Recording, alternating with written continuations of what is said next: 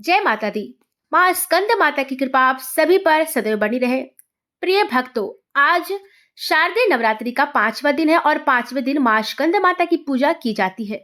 माँ स्कंद माता की कृपा से सुख समृद्धि, संतान सुख, बुद्धि और आध्यात्मिक उन्नति प्राप्त होता है। यह पूजा विशेष रूप से उन लोगों के लिए अत्यंत लाभकारी होती है जो जीवन में कुछ खास समस्याओं का सामना कर रहे हैं या फिर जो संतान प्राप्ति की इच्छा रखते हैं या संतान संबंधी किसी समस्या का सामना कर रहे हैं, तो उन्हें यह पूजा करना चाहिए। माँ स्कंद माता की पूजा अवश्य करनी चाहिए। माँ स्कंद माता भगवान कार्तिकेय अर्थात स्कंद भगवान की माता है और ममतामयी, ज्ञान, दयनीय और सुख समृद्धि प्रदान करने वाली देवी हैं। स्कंद माता की 4 भुजाएं हैं और माँ की गोद में भगवान कार्तिकेय जी विराजमान है। माँ शेर की सवारी करती है।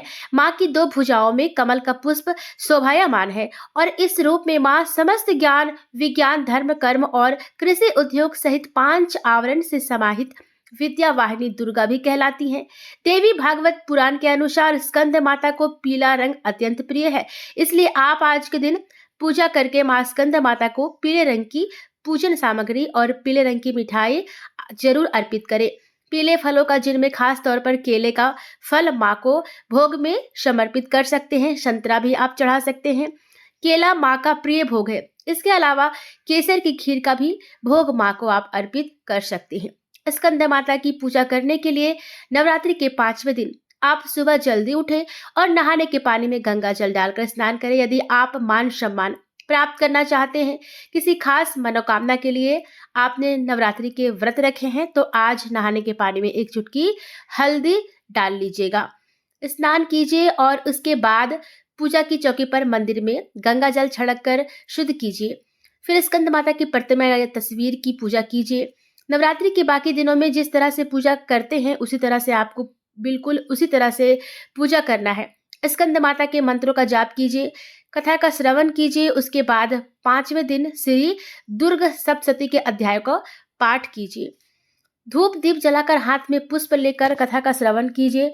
सबसे अंत में कपूर जलाकर आरती कीजिए। सच्चे मन से माँ से क्षमा याचना कीजिए। फिर दिन भर उपवास रखकर शाम के समय में इसी प्रकार विधि विधान से माँ की पूजा करके माँ को फलाहार का भोग लगाइए।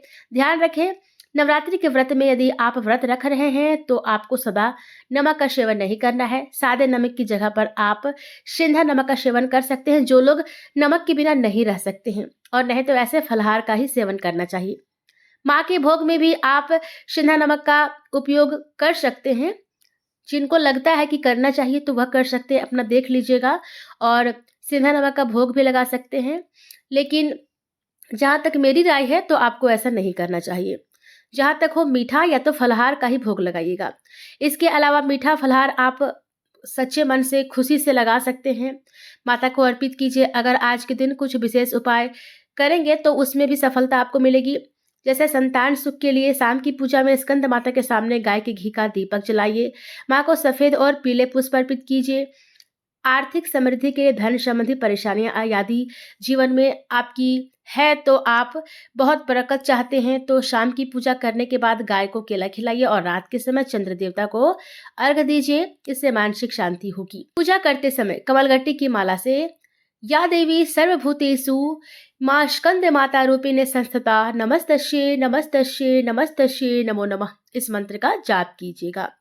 स्कंद माता की पूजा से संतान सुख प्राप्त होता है, संतान को सद्बुद्धि मिलती है और आने वाला संकट भी टल जाता है। जो लोग अपने संतान की सुरक्षा चाहते हैं, उनके भविष्य के प्रति चिंतित हैं, उन्हें आज के दिन पीले रंग के फल और पीले रंग की वस्तु को दान करना चाहिए। पीले रंग के वस्त्र का दान करने से भी संतान की उन्नति होती है। पूजा संपन्न होने के बाद माता की कथा सुनिए। पूजा संपन्न होने के बाद कथा का श्रवण करना अति आवश्यक है। कथा के अनुसार सतयुग में तारकासुर नामक एक अत्यंत शक्तिशाली दैत्य था। उसने कठोर तपस्या करके भगवान ब्रह्मा जी से वरदान प्राप्त किया। उसे केवल भगवान शिव के पुत्र द्वारा ही मारा जा सकता था। उसने सोचा कि भगवान शिव तो बैरागी हैं और विवाह नहीं करेंगे, इसलिए उनका कोई पुत्र भी नहीं होगा। यही सोचकर उसने तीनों लोकों पर आक्रमण कर दिया। स्वर्ग में उसने देवताओं को बंदी बना लिया, उनके अधिकार से उन्हें वंचित कर दिया। पृथ्वी पर साधु संतों और ऋषि मुनियों पर भी अत्याचार बढ़ा दिए। नरक में भी उसने अपना अधिकार स्थापित कर लिया। तब देवता भगवान विष्णु की शरण में पहुंचे और उनसे इस संकट से मुक्ति दिलाने की प्रार्थना की। भगवान श्री विष्णु ने कहा, तारकासुर का अंत निश्चित है, क्योंकि शिव जी का विवाह होगा और उनके पुत्र ही उनका संहार करेंगे। इधर भगवान शिव ने मां पार्वती की कठोर तपस्या से प्रसन्न होकर उनसे विवाह किया। माता पार्वती ने भगवान शिव को पति रूप में प्राप्त करने के लिए हिमालय पर कठिन तपस्या की। वे सिर्फ बेलपत्र और जल ग्रहण करके तपस्या करती थी। उनकी भक्ति से भगवान शिव प्रसन्न हुए और उन्हें पत्नी रूप में स्वीकार किया।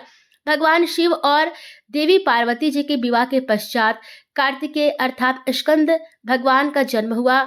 स्कंद माता ने भगवान कार्तिकेय जी का पालन पोषण किया। वह सिर पर सवार होकर कुमार स्कंद को अपनी गोद में रखती हैं। उन्होंने स्कंद भगवान को शस्त्र विद्या सिखाई और उन्हें महाबली योद्धा बनाया। भगवान कार्तिक देवताओं की सेना के सेनापति बने और युद्ध के लिए तैयार हुए। जब भगवान स्कंद ने युद्ध भूमि में प्रवेश किया, तब देवता, ऋषि मुनि, गंधर्व और सिद्धिगण सभी देवी स्कंद माता की आराधना करने लगे। उन्होंने प्रार्थना की, हे स्कंद माता, आपने इस बालक को युद्ध के योग्य बनाया है, अब इसकी विजय सुनिश्चित कीजिए। भगवान कार्तिकेय ने तीव्र गति से तारकासुर पर आक्रमण किया। घोर युद्ध हुआ, जिसमें तारकासुर की मायावी शक्तियां भी निष्फल हो गई। भगवान स्कंद ने अपने दिव्य भाले से उसका वध कर दिया। तारकासुर के मरते ही तीनों लोकों में शांति स्थापित हो गई और सभी देवता मां स्कंद माता की स्तुति करने लगे। इस प्रकार जो भी भक्त सच्चे हृदय से स्कंद माता की पूजा करता है, उसके जीवन से सभी कष्ट दूर हो जाते हैं और उसे शुभ फलों की प्राप्ति होती है। प्रेम से बोलिए स्कंद माता की जय। माता रानी आप सभी के ऊपर अपनी कृपा बनाए रखे। कमेंट बॉक्स में जय माता दी जरूर लिखिएगा। वीडियो अच्छी लगे तो लाइक कीजिएगा। हमारे चैनल में नए हैं तो सब्सक्राइब कीजिए।